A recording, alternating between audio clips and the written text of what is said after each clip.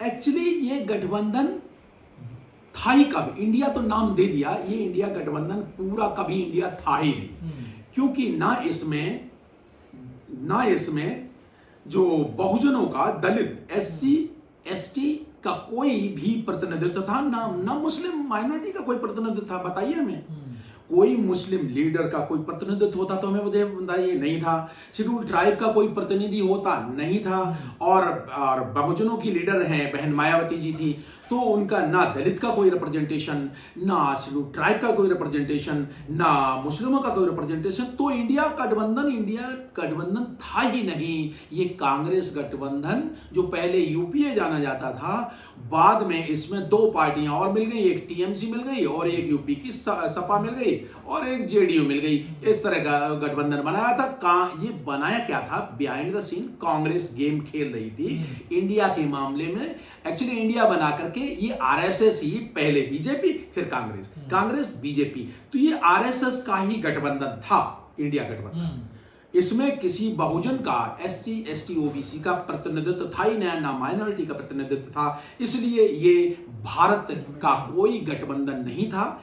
इसमें ना 22.5% scheduled caste का, 7.5% शेड्यूल्ड ट्राइब का, और भारत के 15 से 20 करोड़ मुसलमानों का तो कोई प्रतिनिधित्व ही नहीं था। तो किस तरह का?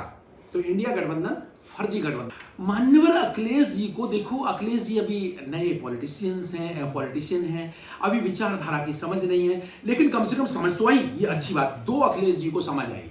एक, जब उनकी कुर्सी धुली गई तब उनको समझ आई कि हम दलित हैं, तब उनको पता चला कि शूद्र हैं। जब बीजेपी ने उनकी कुर्सी धुल दी तब उनको लगा अरे हम तो शूद्र हैं, तब उन्हें पहचान पता चली।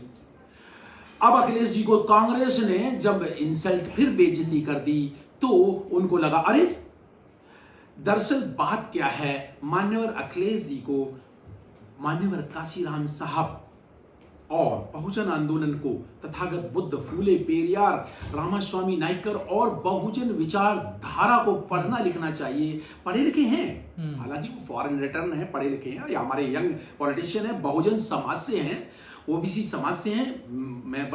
मैं उनकी कदर करता हूं, लेकिन सवाल ये नहीं है। सवाल ये है, क्या उन्हें दोस्त और दुश्मन की पहचान है? नहीं है। अगर दोस्त दुश्मन की पहचान होती तो अखिलेश जी इंडिया गठबंधन में नहीं जाते। ये इंडिया गठबंधन स्वाभाविक 85% मूल निवासी बहुजनों का गठबंधन भी नहीं है, क्योंकि कांग्रेस ने 75 सालों तक ओबीसी को आरक्षण नहीं दिया, मंडल कमीशन का विरोध किया। पूरे गांधीज ने, पहले गांधी ने और गांधी की कांग्रेस, प्री इंडिपेंडेंट गांधी ने, और उनके जितने भी कांग्रेस पार्टी ने, तो ओबीसी वर्ड को संविधान में गिनती तो छोड़ दो, उनका नाम भी लिखने के लिए बाबा साहब को मजबूर कर दिया था, नहीं ये लिखो मत। लेकिन बाबा साहब ने, धन्य हो बाबा साहब अम्बेडकर, उन्होंने आर्टिकल 342 संविधान में डाल करके ओबीसी को एक, उन्होंने कहा नहीं, ऐसे लोग, ऐसे जिनको अभी जाना नहीं गया है, जिनकी गणना नहीं हुई है, उनको फ्यूचर में एक कमीशन बना दिया जाए। तो बाबा साहब का शुक्रिया करें ओबीसी के लोग कि उन्होंने, बाबा साहब ने आर्टिकल 342 डाल करके ओबीसी को प्रतिनिधित्व देने की कोशिश की। फिर कांग्रेस ने कालेर कमीशन बना करके 50 साल तक लटकाए रखा ओबीसी को। फिर मंडल कमीशन का कांग्रेस ने विरोध किया, राजीव गांधी, इंदिरा गांधी, सब तो मंडल कमीशन का विरोध कर रहे थे। और कब दिया कांग्रेस ने?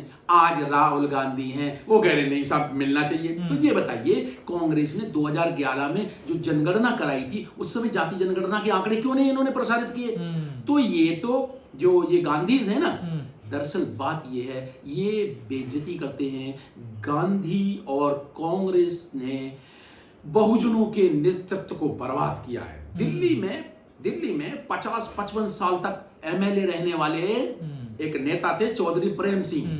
उनको अब मुख्यमंत्री बनाएंगे, 55 साल तक वो बेचारे मर गए, उनको मुख्यमंत्री कभी नहीं बनाया। मान्यवर जगजीवन, दूसरा एक उदाहरण देता हूं, जो कांग्रेस में ही रहे, दूसरा मान्यवर जगजीवन राम जी का उदाहरण देता हूं। जिंदगी भर मान्यवर जगजीवन राम जी तो कांग्रेस की सेवा की, लेकिन उन्हें जब प्रधानमंत्री बनने का आया तो कांग्रेस ने हटा कर दिया। तीसरे नेता जब जब ऐसे अधिकार मांगने लगे, रामविलास पासवान एक और जो दलित नेता जो कांग्रेस के पिट्ठू रहे में, उन कांग्रेस के मान्यवर काशीराम के शब्दों में चमचे रहे, कांग्रेस के चमचों का भी कांग्रेस ने भला नहीं किया। मान्यवर रामविलास पासवान जो बिहार के कांग्रेसी पहले चमचे थे, जिंदगी भर उन्होंने कांग्रेस के लिए काम किया, तो फिर बाद में जब अधिकार मांगने की बात हुई तो फिर क्या हुआ? रामविलास पासवान ने कांग्रेस छोड़ के बीजेपी का दामन क्यों थामा? समझ ना बात को? तो मैं ये कहना चाहता हूं, कांग्रेस पार्टी ने बहुजनों का नेतृत्व खत्म किया है दक्षिण में, लेकिन ऐसा नहीं हुआ। दक्षिण भारत में जब पेरियार ईवी रामास्वामी नायकर को गांधी नाम के कांग्रेसी व्यक्ति ने जब कहा कि नहीं, उन्होंने कहा ये तो अछूत पे समस्या पे बात करो और ये पहले तो शेड्यूल कास्ट की समस्या हल होनी थी, तो फिर क्या हुआ? ईवी रामास्वामी नायकर जो कांग्रेस के प्रदेश अध्यक्ष थे तमिलनाडु के, उनको रिजाइन देना पड़ा। तब उन्होंने कहा गांधी का बहिष्कार, कांग्रेस का बहिष्कार, हिंदू धर्म का बहिष्कार, देवी देवताओं का बहिष्कार और हिंदी भाषा का बहिष्कार। और तब वो डीएमके की दक्षिण भारत की पार्टी जो बहुजन विचारधारा पे चली, 75 साल से काम कर रही है डीएमके, राज सत्ता में है डीएमके, एआईडीएमके, वहां कांग्रेस और बीजेपी कभी सत्ता में नहीं आई। क्यों नहीं आई? क्योंकि दक्षिण भारत में बहुजनों की सत्ता, आइडियोलॉजी पर बहुजनों की पार्टी काम करती है। उत्तर भारत में एक ही पार्टी है, बहुजन समाज पार्टी, जो बहुजनों की विचारधारा पे मान्यवर काशीराम साहब ने बनाई। बामसेव व डीएस4 के संस्थापक मान्यवर काशीराम साहब ने बहुजन समाज पार्टी बनाई, जो कि आइडियोलॉजी पर काम करती है। तो आप देख रहे हैं उत्तर भारत में हो क्या रहा है। उत्तर भारत में सभी पार्टियां बीएसपी की विरोधी हैं। अब प्रश्न ये उठता है कि बहुजन समाज पार्टी की विरोधी क्यों है? सारी पार्टियां बहुजन समाज पार्टी से ही लड़ाई क्यों है उनकी? बहुजन समाज पार्टी से सबकी लड़ाई इसलिए है कि बहुजन समाज पार्टी विचारधारा की लड़ाई लड़ती है। बहुजन समाज पार्टी एक आंदोलन है। बहुजन समाज पार्टी आरक्षण देती है, बहुजन समाज पार्टी नौकरियां देती है, बहुजन समाज पार्टी मान सम्मान देती है, बहुजन समाज पार्टी बहुजनों के नायकों का सम्मान करती है और अत्याचार नहीं होने देती, प्रतिनिधित्व देती है, जमीन देती है, जमीन। और अखिलेश यादव कह रहे हैं कि कांग्रेस बीजेपी से मिली हुई है। ये बात तो ठीक ही है। मान्यवर अखिलेश जी को इतनी समझ आ गई, ये एक अच्छी बात है, उन्हें देर आए दुरुस्त आए। लेकिन अब समझ क्यों आई है? जब उनको 4 सीटें के लिए 4 सीटें मांगने गए और वो 4 भी नहीं मिली, तब इनको समझ में आई पहले क्यों नहीं। जब बहन जी पहले कह रही थी कि कांग्रेस बीजेपी से मिली हुई है, कांग्रेस ही, मैं गजेंद्र जी भारत के बहुजनों को संदेश देना चाहूंगा कि दरअसल कांग्रेस ही बीजेपी की बी टीम है, आरएसएस है, आरएसएस की पार्टियां हैं 3 मुख्य प्रमुख 3 पार्टियां हैं। कांग्रेस पहली, दूसरी पार्टी है बीजेपी और तीसरी पार्टी है आप पार्टी, जो दिल्ली में एक नई पार्टी उभरी है। ये सब गेम खेल रहे हैं, ये मनुवादी विचारधारा की पार्टियां हैं, ये मनुवादी विचार को समर्पित हैं और ये हक छीनती हैं। तो कांग्रेस ने हक छीना है।